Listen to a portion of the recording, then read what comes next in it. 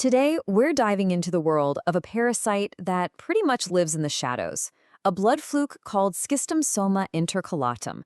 We're going to find out why this so-called hidden fluke is such a fascinating case study in biology, geography, and even global health. So let's start with its name. Like any good mystery, the first clues are usually hiding in plain sight. So, what secrets are packed into a name like Schistosoma intercalatum? Well, the answer actually tells us a lot about its unique place in the parasitic world. Okay, first the basics. This thing is a metazoan endoparasite. Now, metazoan just means it's a multicellular animal, so not a single-celled bug like the one that causes malaria. An endoparasite means it lives inside its host, specifically inside the bloodstream, which is how it gets that lovely nickname, blood fluke. And here we go, the answer to our first question. That name, intercalatum, comes from the Latin word for inserted or intermediate. See, early researchers called it this because its eggs were sized right smack in between those of two other, much more famous Schistosoma species. It was quite literally the parasite in the middle, a pretty fitting name for something that's so often overlooked. So let's pinpoint its biological address, right?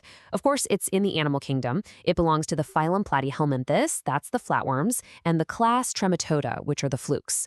This family tree puts it right alongside some of the world's most significant parasitic worms. So, how does this creature actually survive and, thrive? Let's get into its life cycle, which is this fascinating and, a slightly terrifying two-act play that needs two completely different hosts to pull it off. All right, this diagram here shows the parasite's entire complex journey. I know, it might look a little complicated, but this is basically its master plan for survival. You can see how it cycles from a human host, out into fresh water, through a snail, and then right back into another human. We're about to break this whole thing down step by step. Okay, so the whole thing kicks off when eggs from an infected person end up in fresh water. These eggs hatch into these tiny larvae that have one mission: find and infect a very specific type of snail. Inside that snail, they multiply like crazy into thousands of new larvae, which then get released back into the water. These new guys, called cercaria, can burrow through human skin in seconds, ride the bloodstream to the liver to grow up, and then finally settle in the intestinal veins to start the whole cycle all over again. And here you can see the two main players in this drama.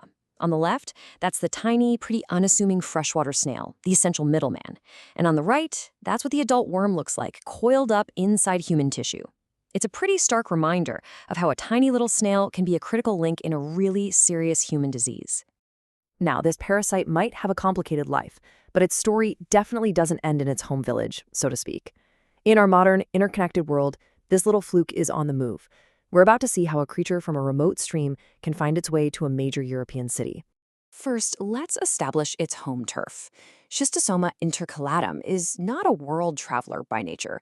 It's an extreme specialist. It really only thrives in these small, shaded, slow-moving streams of the Central African rainforest, with its main stronghold being the Democratic Republic of Congo. So that begs the question, right? How on earth does a parasite with such a specific remote address show up in a place like the Netherlands, thousands and thousands of miles away from the only environment it can survive in? The answer, of course, is us. People travel. And this number, 1.2%, that represents the slice of imported schistoma cases in a European study that were caused specifically by Schistosoma intercalatum. I know it seems like a tiny number, but it's proof that no disease is ever truly foreign anymore.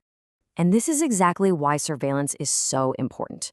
Now, the special snails this parasite needs don't live in places like the Netherlands, but public health officials still take this very seriously.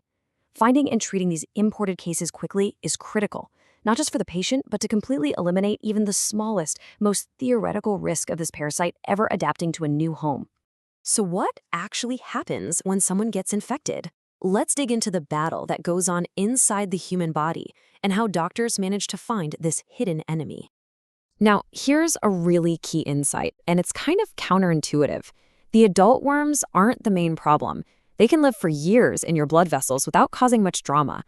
The real damage comes from the body's massive immune reaction to the thousands of eggs they produce, especially the ones that get trapped in tissues like your intestines.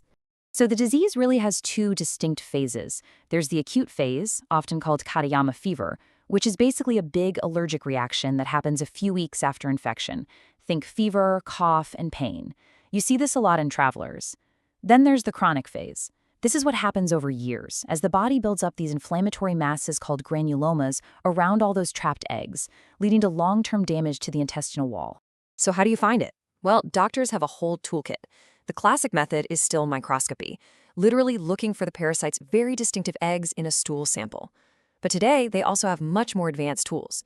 Things like PCR tests that hunt for parasite DNA, serology tests that look for the antibodies your body makes to fight it, and even antigen tests that can spot the parasite's own proteins, confirming there's an active infection. And now for the good news. This hidden foe is absolutely not invincible. We know how to fight it, and, maybe more importantly, we know how to avoid it in the first place. The frontline weapon against schistosomiasis is a drug called praziquantel. It's been the go-to treatment for decades, and it's really effective at killing the adult worms. That stops the egg production and lets the body finally start to heal. And prevention? It's surprisingly straightforward. Rule number 1, and this is the big one, avoid contact with fresh water. We're talking rivers, streams, lakes, in areas where this parasite lives. Always stick to safe, treated water for drinking and washing. And hey, if you do accidentally get exposed, drying your skin off really vigorously with a towel right away might just help stop those larvae from getting in. We always want to be transparent about how we put these explainers together. All the information and the slides you've just seen were compiled using a Gemini deep search. If you want to go even deeper into the research, you can find a complete list of our sources in the Notebook LM document that's linked down in the description. So if you found this deep dive into the world of a hidden parasite interesting, please go ahead and subscribe for more explainers just like this one. And we'd really love to hear from you in the comments. What was the most surprising thing you learned today? You know, we just spent all this time exploring a so-called minor parasite, one that's supposed to be restricted to this one little corner of the world. And yet it can, and it does, pop up anywhere on the planet, all because we move around so much. So if even this tiny fluke can cross continents, what does that really tell us about the challenges and the responsibilities of global health in our deeply interconnected world?